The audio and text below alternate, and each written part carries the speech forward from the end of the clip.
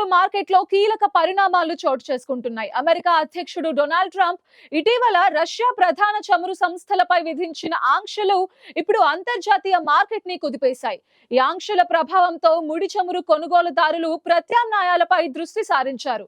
దీని ఫలితంగా ఏకంగా చమురు రవాణా చేసే సూపర్ ట్యాంకర్ల ఛార్జీలు అమాంతం పెరిగిపోయాయి. ఈ ఛార్జీలు గత 5 ఏళ్లలోనే అత్యధిక స్థాయికి చేరుకుంది.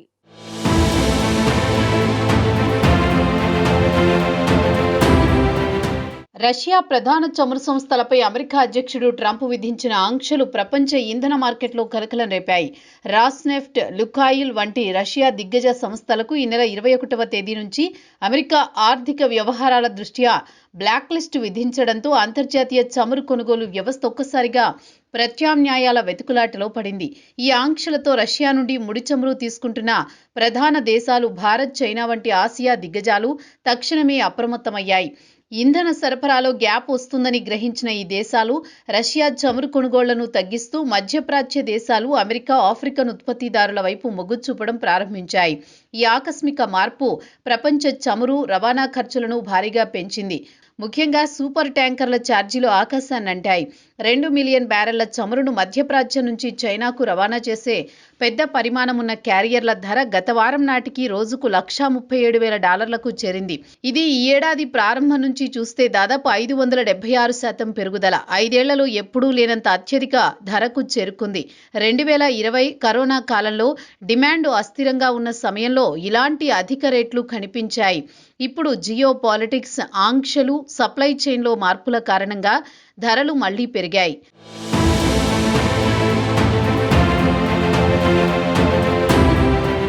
రష్యా, అమెరికా మధ్య నెలకొన్న ఈ ఆర్థిక యుద్ధ ప్రభావం భారత్ మార్కెట్ పైన పడింది. రష్యన్ చమురుపై భారత్ గత 2 సంవత్సరాలుగా భారీగా ఆధారపడుతూ వచ్చింది. ముఖ్యంగా ఉక్రెయిన్ యుద్ధం తర్వాత రష్యా పెద్ద మొత్తంలో రాయితీలు ఇవ్వడంతో రోజుకు సగటున 1.7 మిలియన్ బ్యారెళ్ల ముడి చమురు భారత్ దిగుమతి చేసుకుంది. కొన్ని నెలల్లో ఇది 1.8 నుంచి 1.9 మిలియన్ బ్యారెళ్ల వరకు పెరిగింది.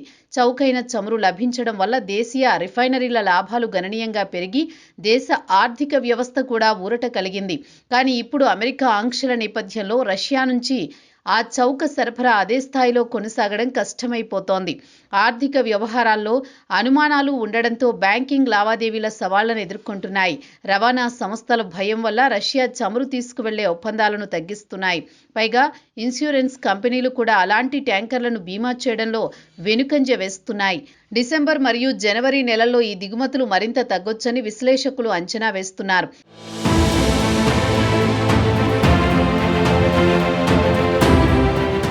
అయితే ప్రస్తుతం 1.7 మిలియన్ బ్యారెళ్లు ఉండగా రానున్న రోజుల్లో అది కేవలం 4 లక్షల బ్యారెళ్లకు పరిమితం కావచ్చని అంచనా వేస్తున్నారు.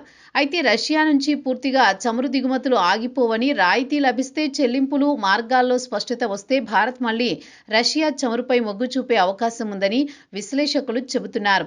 అంతేకాదు జియో పొలిటికల్ అవసరాల దృష్ట్యా భారత్ ఏ దేశానికి పూర్తిగా దూరంగా ఉండదంటున్నారు.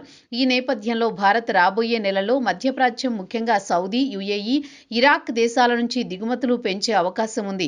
అమెరికా సేల్ ఆయిల్ ఉత్పత్తిదారులు కూడా ఈ పరిస్థితిని అవకాశంగా భావించి ఎగుమతులు పెంచుతున్నారు.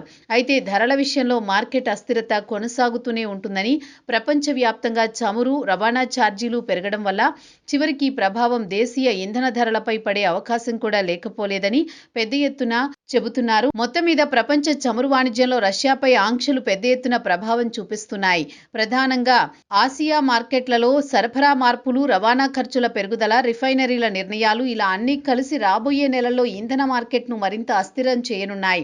ఈ మార్పులు ఎంతకాలం కొనసాగుతాయి? రష్యా, అమెరికా మధ్య ఉద్రిక్తతలు ఎలా పరిణమిస్తాయి?